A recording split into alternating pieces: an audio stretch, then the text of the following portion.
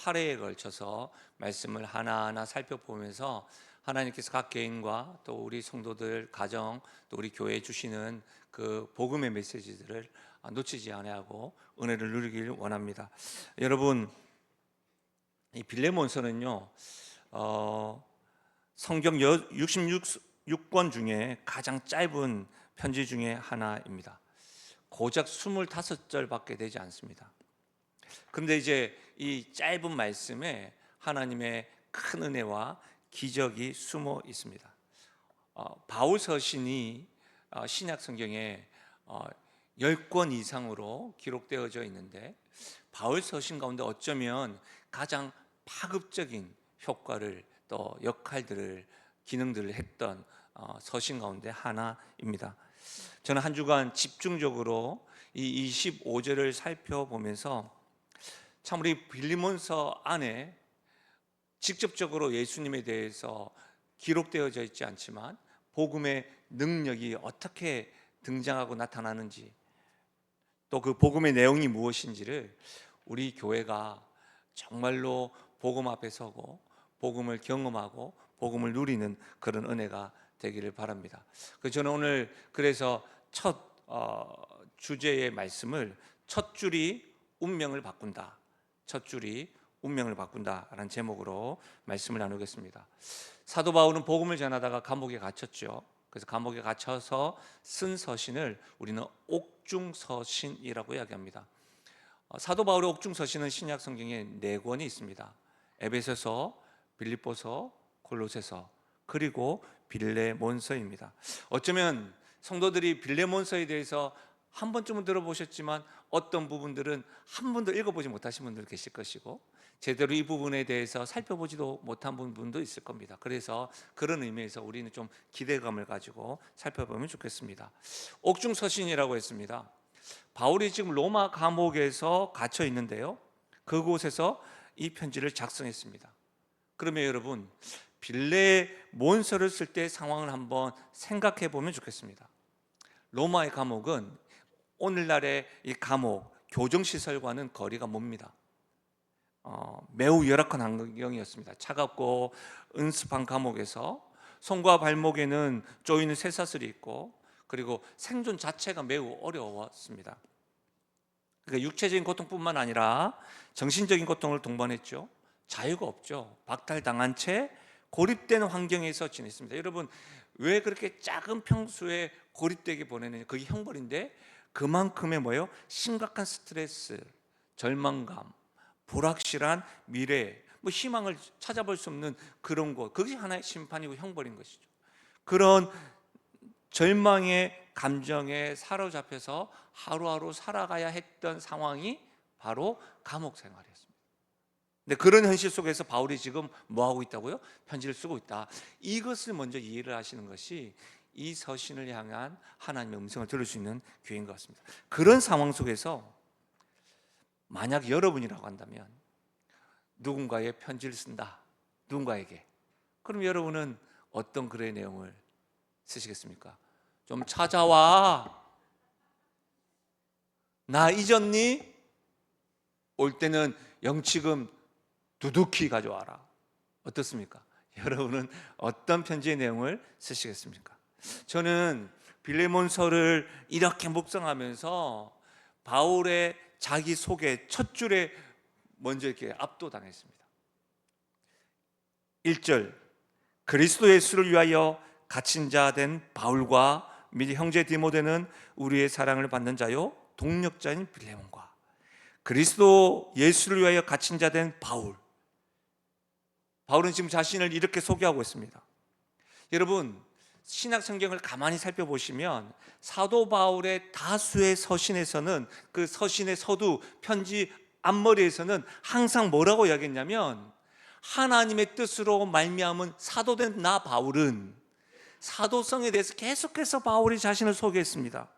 로마서에도 그렇고요, 고린도 전후서도 그렇고요, 갈라디아서, 에베소서, 디모데 전후서도 그렇습니다.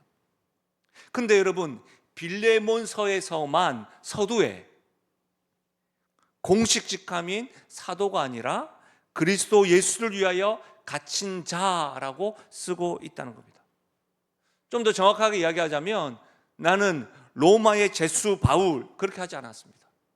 그리스도 예수를 위하여 갇힌 자라고 이것은 여러분 단순하게 내가 절망의 상황이 있지만 긍정적인 사고방식을 이야기하는 것이 아닙니다. 단순히 지금 현재 상태를 말하는 것이라고 한다면 어떻게 해서 말하는 게 맞습니까? 로마 어느 주소에 갇혀 있는 무슨 교도소에 있는 나 이렇게 맞는 것이죠. 자신의 삶의 목적과 의미를 해석하고 지금 사도 바울은 자기 자신을 그렇게 소개하고 있는 겁니다. 실제 바울은 로마 제국의 죄수입니다. 그러나 그는 그리스도 예수를 위하여 자발적으로 헌신한 자로 갇힌 자가 되었다라고 이야기하고 있는 겁니다. 그러니까 사도 바울은 이런 확신이 있는 거죠. 자신의 상황은 로마 제국도 아니고 로마 황제가 아니라 나의 상황은 하나님이 다스리시고 통제하신다. 이 고백이 그리스도 예수를 위하여 갇힌 자 바울 이 고백에 담겨 있는 겁니다. 사랑하는 여러분, 사도 바울은 지금 감옥에 갇혀 있지만 자신의 상황을 하나님의 큰 계획, 하나님의 목적의 일부로 이해하고 있다는 겁니다. 이것은 현실 도피가 아닙니다. 현실을 재해석하고 있는 겁니다. 어떻게 해요? 상황은 그대로이지만 완전히 달라지는 겁니다. 로마에 갇힌 피해자가 아니라 내가 하나님을 위해서 하나님과 함께 했던 동력자로서 내가 갇혀 있다. 이렇게 지금 소개하고 있는 겁니다. 여러분, 이와 같은 고백을 구약에서 예수님의 표사랑이라고 불리는 요셉으로부터 먼저 고백되어졌습니다. 창세기 50장 20절 이렇게 이야기하고 있는데 같이 우리도 한번 고백해 볼까요? 같이 읽겠습니다. 시작. 당신들은 나를 헤아려 하였으나 하나님은 그것을 선으로 바꾸사 오늘과 같이 많은 백성의 생명을 구원하게 하시려 하셨나니. 아시다시피 시셈으로 요셉을 죽이려고 했던 그 형제들, 그리고 요셉은 매맞고 구덩이에 빠지고 애굽의 노예로 팔렸던 그 요셉이 가뭄으로 인해서 흉년으로 인해서 음식을 찾으러 왔던 형제들 앞에서 했던 말입니다.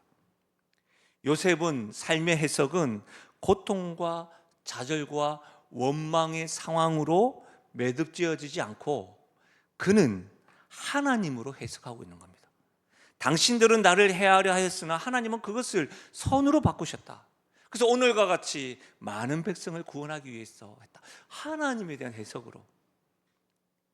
여러분, 우리가 잘 베스트셀러 작가 가운데 말콤 글래드웨이라고 하는 분이 계신데 그 아웃라이어에 이렇게 말했습니다. 세계 역사상 가장 부유한 75인 중 14명은 같은 나라에서 동시대에 태어난 이유가 있다. 그 이유가 뭐냐면 막대한 부의 축적이 가능한 시기와 장소가 특정되었기 때문이다. 세계에서 갑부 가운데 75명, 100명도 안 되는 그 숫자 가운데 14명이 있는데 그 14명이 같은 도시에, 같은 국가에, 같은 시기에, 같은 상황을 경험했다. 부유한 때 그 때가 있더라. 이렇게 지금 말하는 거예요. 그러니까 뭐예요? 말콤 그래드웰은 성공한 사람들의 공통적인 분석이 뭐냐면 시대의 환경과 조건이 참 중요하다. 이걸 이야기하는 거예요. 환경이 참 중요하다. 여러분, 그런데 하나님의 관점은 정반대입니다. 바울은 좋은 분위기와 환경이 아니라 감옥에 갇힌 로마의 죄수에서 그리스도를 위하여 갇힌 자로 고백하고 있다는 겁니다. 환경이 아닙니다. 세상 사람들은 환경이 시대가 성공의 조건이라고 이야기하지만 하나님의 관점은 감옥에서도 해석이 달라진다라고 바울을 통해서 우리에게 말하고 있는 겁니다. 심리학자 빅터 프랭클 나치 수용소에서 경험을 바탕으로 우리 청소년들과 청년들이 많이 읽고 있는 죽음의 수용소라고 하는 책에서 이렇게 말했습니다. 인간에게서 모든 것을 빼앗을 수 있지만 단 한 가지만은 빼앗을 수 없다. 인간의 마지막 자유, 주어진 상황에서 자신의 태도를 선택하고 자신만의 길을 선택할 자유. 이 빅터 프랭클이 사실은 심리학 쪽에서는 의미에 대해서 굉장히 많이 강조하는데요. 그가 왜 이렇게 됐냐면 그 수용소에서 마지막 빵 조각을 나누어 주는 자기도 먹어야 되는데 다른 사람을 위해서 빵 조각을 나누어 주면서 위로하는 사람을 보면서 어떻게 같은 상황 속에서도 어떤 자들은 자기만을 위해서 사는데 어떤 사람은 어떤 의미에 대해서 이야기하면서 다른 사람 돕고 있느냐, 그것을 통해서 보면서 가장 극한 상황 속에서도 인간의 존엄성과 선택의 자유가 남아있다는 것을 실제로 보고 난 이후에 죽음의 수용소에서 로고 테라피, 의미론적인 그런 어떤 치료 방법들을 이렇게 참고를 한 거 아니겠습니까? 여러분, 지금 우리 역시도 비터 프랭클이 감옥에서 봤던 것처럼 바울이 감옥에 갇혀 있으면서도 하나님의 관점으로 삶을 해석하고 있는 믿음의 선배 바울을 영화의 한 장면을 보듯이 우리가 지금 보고 있다는 거예요. 사랑하는 여러분, 우리는 종종 우리의 고립되고 미래가 보이지 않는 불안한 상황 속에서 우리는 이렇게 왕왕 외칩니다. 왜 하필이면 나야? 하지만 바울은 어떻게 해요? 하나님께서 나에게 이곳에 두신 이유가 있다고 해석하는 겁니다. 그곳에서 선하신 하나님의 계획을, 그 하나님에 대한 믿음으로 자신의 삶을 해석하고 있는 겁니다. 인생은 환경과 시기가 아니라 하나님께 달려있음을 믿으시길 바랍니다. 그래서 여러분, 바울에게는 감옥이 아니라 하나님께서 주신 사역지가 되는 겁니다. 바울은 빌레몬서 첫 줄을 나는 로마의 죄수가 아니라 나는 그리스도를 위하여 갇힌 자로 소개하고 있습니다. 혹 이 자리 예배는 드리고 있지만 여러분의 인생에도 감옥 같은 시기가 있을 수가 있습니다. 그런 시간을 보내시는 분들도 있을 수 있습니다. 어쩌면 직장이, 어쩌면 가정이, 여러분과 매주 만나는 그 사람과의 그 공간이 감옥처럼 느껴질 수도 있습니다. 질병으로, 사업 실패로, 자녀 문제로, 가족 문제로 이 감옥 같은 나날을 보낼 때가 있습니다. 여러분, 근데 그럴 때 어떻게 해석하느냐가 중요합니다. 사랑하는 여러분, 오늘 여러분의 자신에 대한 첫 줄, 여러분의 정체성의 첫 줄은 무엇입니까? 나는 인정받지 못하는 사람, 나는 내세울 곳이 없는 사람, 나는 매번 실패하는 사람, 나는 실수가 많은 사람, 나는 부족한 사람, 나는 사랑받지 못하는 사람, 나는 열등감이 많은 사람, 나는 비교의식이 강한 사람. 혹시 이런 문장들로 여러분 자신을 소개하고 있지는 않으십니까? 사랑하는 여러분, 하나님은 우리의 상황과 현실로 우리를 규정하지 않습니다. 그렇게 바라보지도 않습니다. 우리의 과거와 실패와 상처가 우리를 규정하지 못하도록 하나님은 분명히 말씀하셨습니다. 사도 바울의 입술을 통해서 그는 또 그 자신을 어떻게 소개했는지 다른 서신을 보면 이렇게 그는 고백하고 있습니다. 갈라디아서 2장 20절인데요. 같이 한번 읽어볼까요? 같이 읽겠습니다. 시작. 내가 그리스도와 함께 십자가에 못 박혔나니 그런즉 이제는 내가 사는 것이 아니요 오직 내 안에 그리스도께서 사시는 것이라.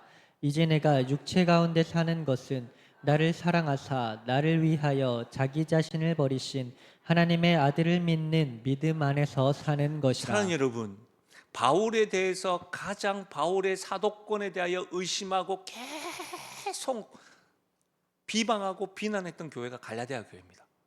근데 그 갈라디아 교회에 대해서 사도 바울의 고백을 들어보십시오. 자신의 사도권은 사람의 인정이 아니라 오직 예수 그리스도와의 연합으로 인하여 자신이 규정되어진다. 나는 당신들의 인정이 아니라 내가 경험했던 부활하신 예수님, 그 예수님과의 그 만남, 그분과의 하나됨, 그것으로 대해서 규정되어져 있다고, 난 그분을 믿는 믿음 안에서 사는 자이라고 선언하고 있는 겁니다. 오늘 우리는 25절의 기적이라고 하는 주제로 빌레몬서를 지금 살펴보고 있습니다. 이미 특별 새벽 부흥회는 시작한 겁니다. 여러분, 부흥의 첫 시간에 우리의 이름표를 바꿔 달아야 합니다. 근심하십니까? 근심의 자이십니까? 근심의 자이고 근심에 대하여 포로된 자이십니까? 그런 자에서 나는 그리스도의 사랑에서 그리스도의 사랑에 포로된 자, 이렇게 바뀌어야 하는 겁니다. 은혜의 사람으로, 비교의 제수가 아니라 평강의 사자로, 여러분의 그 자신에 대한 소개의 첫 줄이 바뀌면 여러분이 가지고 있는 권위 사용법도 바뀝니다. 여러분의 언어도 바뀝니다. 여러분의 삶의 태도와 방향도 바뀌게 되는 겁니다. 여러분을 정의 내리는 첫 줄, 저는 오늘 이 시간 우리 모두가 하나님으로 해석되기를 주님의 이름으로 간절히 부탁드립니다.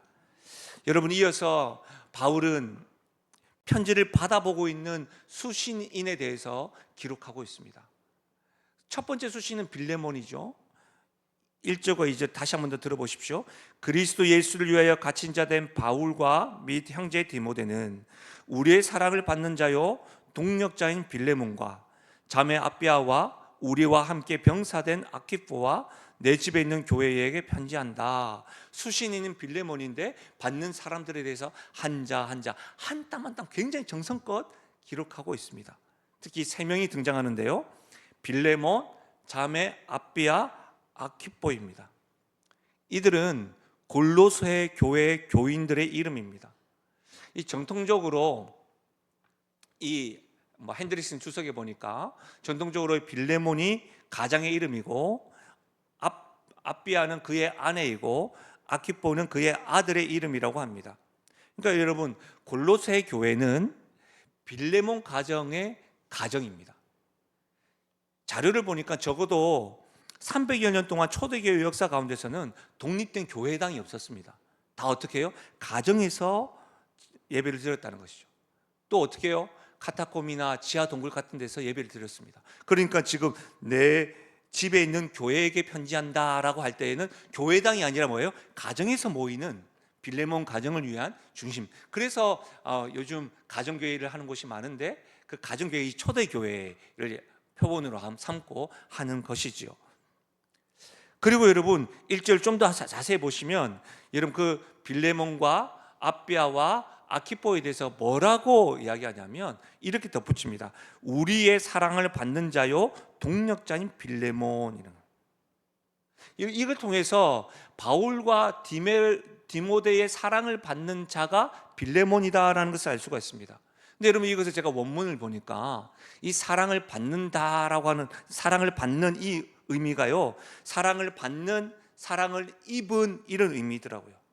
그러면 어떻게 해석이 되냐면 빌레몬은 바울과 디모데에게 사랑을 받는 사람이고 하나님의 사랑을 입은 사람이다라고 해석되어질 수가 있습니다.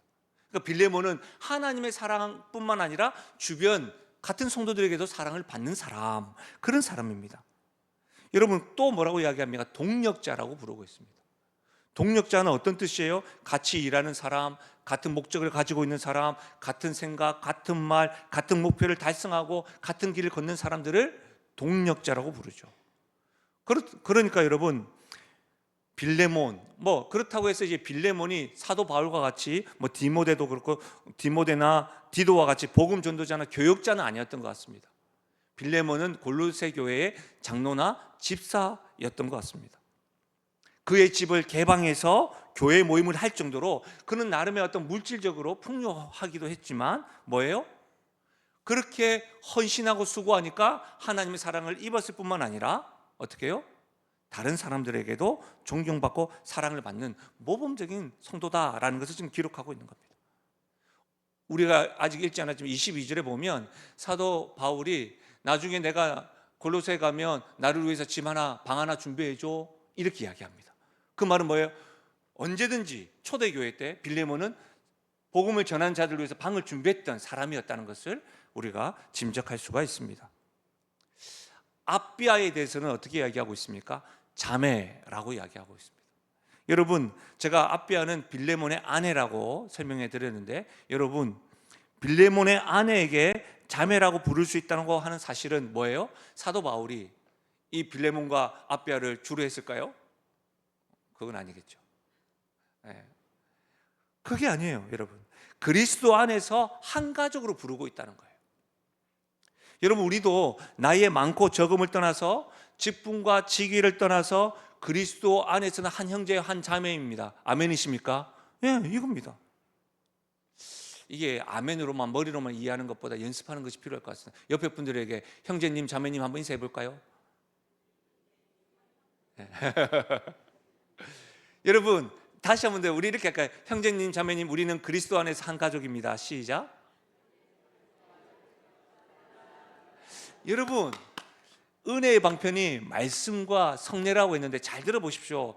하나는 우리가 신앙생활했던 것이 굉장히 성경적이고 신학적인데요, 성찬을 할 때 우리가 그리스도 안에서 한 형제고 자매이기 때문에 같은 성찬을 하는 거예요. 그러니까 교회 안에서 한 성도 안에서 형제님, 자매님이라고 부르는 거예요. 그리고 이런 피가 섞이지 않은데도 불구하고 같이 아파하는 거예요. 같이 즐거워하는 거예요. 이게 그리스도 안에서의 한 가족이라고 하는 거예요. 1890년대 한국에 와서 서울을 중심으로 선교 활동을 했던 사무엘 F. 무어라고 하는 분이 계십니다. 우리가 지난주 목요일 날 우리 그 일교구에 있는 10분과 함께 제가 양화진에 갔다 왔는데 그 사무엘 무어 선교사님에 대해서 배웠었는데요, 이분은 특히 사회적으로 천대받았던 천민계통 그 백정들에게 복음을 전했습니다. 여러분 당시에 백정과 천민은 사회적으로 약자고 어떻게 지위가 이게 우리 그런 신분 사회였잖아요. 1890년대 한국에 오셨는데 3년 동안 그렇게 복음을 전하시면서 1893년도에 현재 여러분 인사동 가시면 인사동 가는 길가에 승동교회가 있어요. 제가 거기서 설교했었거든요. 감동. 일대 목사님이 사무엘 무어 목사님이에요. 그 승동교회, 그 교회를 세우시고 이후에 백정, 천민을 교회의 리더로 세웠어요. 평등한 사회를 위해서 사역을 하셨어요. 여러분 이런 일들이 우리나라에서 일어났었다니까요. 왜 가능합니까? 복음은 차별이 없습니다. 복음의 능력을 경험한 사람들은 이들을 할 수가 있는 거예요. 백정과 천민을 교회의 리더로 세웠다니까요. 사랑하는 여러분, 교회 안에서는 차별이 있어서는 안 됩니다. 복음 안에서는 우리 모두가 다 하나님의 자녀요, 그리스도의 사랑과 긍휼하심을 받은 형제와 자매 한 가족임을 믿으시길 바랍니다. 여러분 그리고 바울은 이 빌레몬과 아비아의 아들인 아키뽀에 대해서는 조금 특별하게 이렇게 소개하는데요, 우리와 함께 병사된 아키뽀라고 이야기합니다. 그렇죠? 근데 이 아키뽀와 같은 이런 표현을 여러분 빌립보서에서 찾아볼 수가 있는데요, 빌립보서 2장 25절 보면 그러나 에바브로디도를 너희에게 보내는 것이 필요한 줄을 생각하노니 그는 나의 형제요 함께 수고하고 함께 군사된 자요 너희 사자로 내가 쓸 것을 돕는 자라. 에바브로디도를 함께 군사된 자, 아키뽀와 같은 언어로 이렇게 소개하고 있어요. 바울이 지금 아키뽀와 에바브로디도에게 함께 수고하는 병사요 군사라고 부르는 이유는 당시에 여러분 이단들과 세상 철학이라든지 그 유대교에 반대한 신앙들과 대적하는 다양한 일들이 있었기 때문입니다. 그런 일들도 있었기 때문에 예수님을 위하여 견디며 싸우는 군사와 같이 이렇게 대적하며 했던 그런 사역자들, 그런 군사들로 아키뽀와 에바브로디도를 봤던 거예요. 이 아키뽀에 대해서는 빌레몬과 골로새서만 딱 기록되어져 있는데 골로새서 4장에 이렇게 되어져 있습니다. 아키뽀에게 이르기를 주 안에서 받은 직분을 삼가 이루라. 너가 받은 그 직분을 잘 유지해라. 그 직분을 기억해라. 그 직분을 감당해라. 이 말 아닙니까? 아키뽀에 대한 언급이 여러분 성경학자들은 그래서 아키뽀가 골로새 교회와 가까운 라오디아 교회 그 사역자라고 생각을 합니다. 왜냐하면 골로새서, 여러분 골로새서를 공부하다 보면 그 영지주의들과 이게 사도 바울이 영지주의가 잘못된 것이다, 복음이 진짜라는 것에 대해서 계속해서 이야기하고 있거든요. 그러니까 골로새와 그 라오디아 교회에 그런 일들이 많았기 때문에 거기에 사역자로 이해를 합니다. 여러분 제가 잠깐 설명을 해드렸는데 바울은 자신을 그리스도를 위하여 갇힌 자 바울이라고 소개함과 더불어 빌레몬에게는 뭐라고요? 우리의 사랑을 받는 동력자, 아비아에게는 그리스도 안에서의 가족인 자매, 아키뽀에게는 나와 함께 그리스도를 위해서 싸우는 군사와 병사, 여러분, 이렇게 따박따박 하나하나 기록하고 적고 있다는 거예요. 여러분, 빌레몬과 아비아와 아키바보의 입장에서는, 여러분, 초대교회에서는 바울은 어떤 존재입니까? 노사도로 본인이 지금 예배하고 있는 이 교회를 개척했던 일대 개척자고 선교사고 믿음의 선배들. 그 믿음의 선배와 노사도가, 빌레몬, 넌 나의 사랑을 받아. 넌 나의 동력자야. 아비야, 그리스도 안에서 우리는 한 가족이야.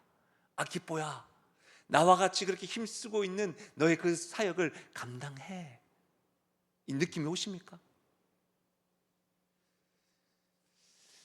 제가 저의 개인적인 특별한 날에 카톡이 왔어요. 제 스승이 되시는 목사님, 굉장히 바쁘신 분인데 저에게 카톡을 보내셨어요. 카톡만 보내도 영광스럽고 감사한데 선물까지, 할렐루야. 그런데 그 카톡 내용이, 김 목사 잘하고 있지? 너의 이런 부분들을 나는 기억하고 있고 그 마음으로 목회를 잘할 줄 안다.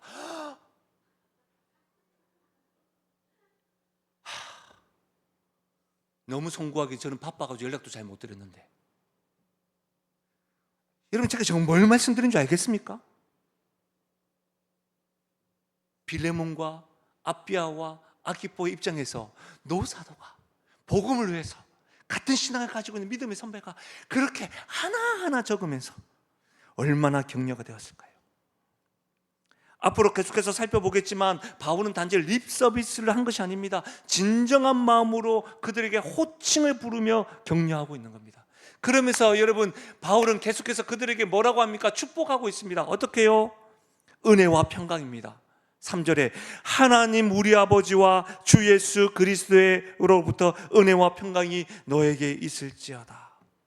은혜가 뭐예요? 받을 자격이 없는 이들에게 주시는 하나님의 선물입니다. 평강은 단순한 평온한 상태가 아니라 완전한 평강, 샬롬을 이야기합니다.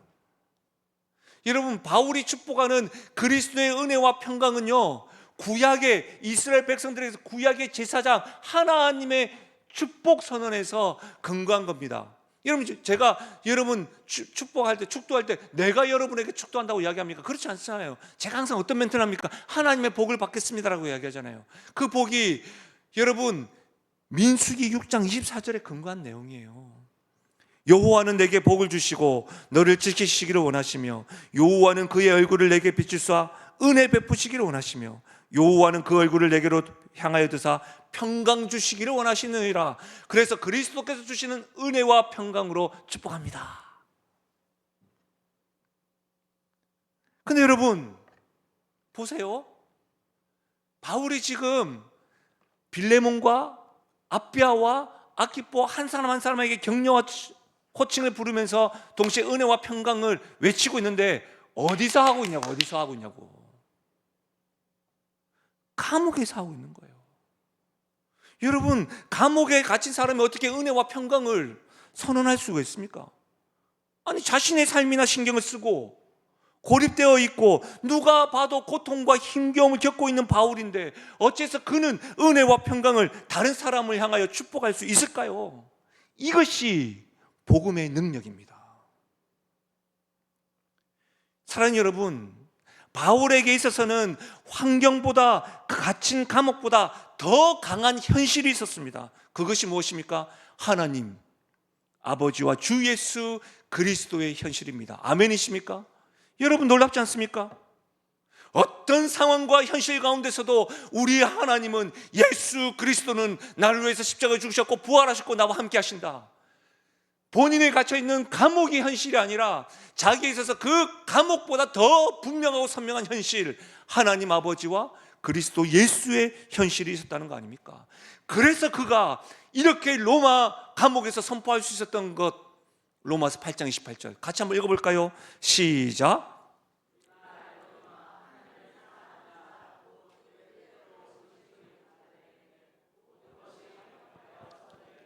아멘. 이 말씀 많은 한국교회 성도들 사랑하는 말씀 아닙니까? 단지 이 말씀 좋았다가 아니라 이 말씀을 누구를 통해서 어떤 상황 속에서 감옥에 있는 그가, 죽음을 앞두고 있는 그가 로마 교회를 향하여 우리가 이거니와 하나님을 사랑하는 자, 그 뜻대로 부르심을 입은 자들에게는 하나님이 선한 길을 인도하신다. 이게 복음의 능력이라고요. 어떻게 그가 은혜와 평강을 선포할 수 있냐고요. 이게 이해가 되십니까? 가족이 병들어 있고 경제적으로 낙담되어져 있고 마음이 상해 있고 상처받았는데도 주변 이웃들을 향하여, 성도들을 향하여 은혜와 평강을 선언합니다. 하나님의 복음의 능력이 아니고서는 불가능한 일 아니겠습니까? 사랑하는 여러분, 우리가 다른 사람에게 줄 수 있는 것은 최고의 성분은 돈도 아니고 물질도 아니고 사람을 격려하고 지지함과 동시에 하나님 아버지와 그리스도로부터 오는 은혜와 평강인 줄 믿습니다. 가까운 가족들에게, 작은 교회 모임에서, 여러분 직장에서 이웃들에게 선포해 보십시오. 하나님 아버지와 주 예수 그리스도로부터 오는 은혜와 평강이 있을지어다. 우리 연습 한번 해볼까요? 옆 사람에게 하나님의 은혜와 평강으로 축복합니다. 사랑하는 여러분, 오늘 할아버지 할머니께서 손자와 손녀들에게 얘야 특세 가자 이렇게 말고 하나님의 은혜와 평강이 너에게 있을 줄 내가 그렇게 축복한다. 사랑하는 아버지와 어머니가 우리 청년 자녀들에게 하나님의 은혜와 평강으로 축복한다. 홀로 신앙생활하는 믿음의 동력자들이 불신 가정과 불신의 형제들에게 하나님의 은혜와 평강으로 축복합니다. 나의 형편과 상관없이 나의 삶이 하나님으로 해석된 자들만이 이렇게 축복하고 고백할 수 있는 것이죠. 말씀을 마무리하겠습니다. 오늘 바울은요, 차가운 쇠창살 사이로 뜨거운 첫 줄을 던집니다. 그리스도 예수를 위하여 갇힌 바울. 많은 사람들은 시기와 환경이 나의 인생을 좌우한다고 하지만 감옥에 갇힌 그가 차가운 바닥에서 뜨겁게 고백할 수 있는 것은 나는 그리스도 예수를 위하여 갇힌 자, 그리스도 예수 하나님의 사랑을 입는 자. 이 첫 줄이 빌레몬의 집을 교회로 만들었고, 이후에 살펴보겠지만 젠이었던 노예 오네시모의 신분을 바꾸었고, 골로새 교회의 공동체의 공기를 바꾸게 됩니다. 이 첫 줄이 말이죠. 저는 여러분의 상황을 다 모릅니다.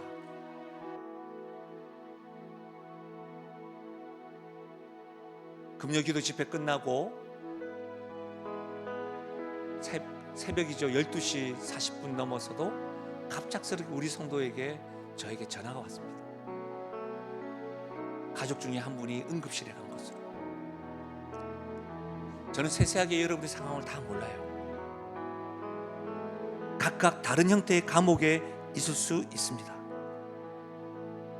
그러나 여러분, 저는 여러분에게 묻고 싶습니다. 그 감옥에서 여러분의 첫 줄은 무엇입니까? 나는 하나님의 사랑을 받는 자, 나는 하나님의 자녀, 나는 아들도 아낌없이 주셨던 그 하나님이 함께하는 자, 그 하나님은 언제나 나의 삶 가운데 선하신 분, 그분 때문에 주변에 있는 사람을 격려하고 축복하는 사람, 그렇게 여러분의 한 줄이 쓰여지기를 주님의 이름으로 축복합니다.